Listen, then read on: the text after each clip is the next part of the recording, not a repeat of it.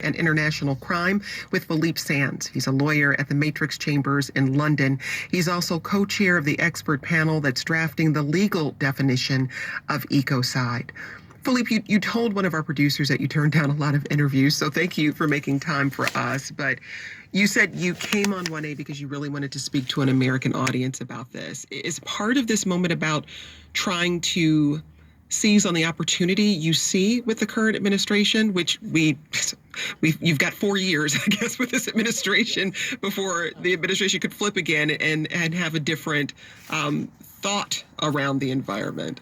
Absolutely. You know, the U.S. has done some bad things, but it's also done some extraordinary things. And I think that if the U.S. can be persuaded, or elements in the U.S. can be persuaded to say, this is important, it can happen. And it starts with radio programs like yours. It's absolutely right. I mean, one of the things that's really interesting, I do quite a lot of interesting cases, and my kids, you know, they're pretty nonchalant about it. But there was an article in the Guardian newspaper that I was doing this project, and all three of them wrote to me and said, Dad, that's great. This is finally you're doing something that's interesting and important. And I thought, yes, that is the generation. And it's not just that.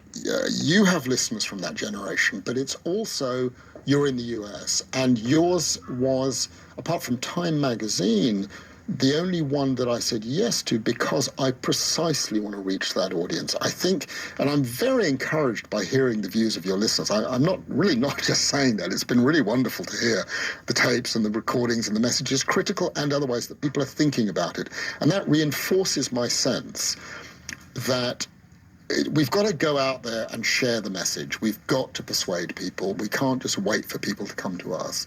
And that's why I said yes to speak to you. Plus, there was the little matter that by happy coincidence, I'm a big podcast listener. I'd listened to your Oprah trio of podcasts and loved it. Well, thank you very much for that. You know, Philippe, something we've talked about on this show is that people of color and those living in poverty are disproportionately affected by environmental degradation. What impact could making ecocide a crime have on those groups? Well, I think you will have heard me mention this earlier in a less elegant way than you just put. I do a lot of work around the world, and I've seen the consequences of, terrible environmental practices being dumped, if you like, on countries in Africa and Asia, and it troubles me greatly. Britain does it, the US does it, European countries does it, lots of countries do it, and it's a problem. And we know also from the work in the domestic context, that harmful sites tend to be put in poorer communities, and poorer communities are often minority communities, and they're black communities or brown communities. So there is an absolutely seamless connection, and that's why the composition of our panel is very balanced. If you go on the website, you'll see it's people from north, from south, of all colors and backgrounds, and it's very representative, and that was extremely important for me.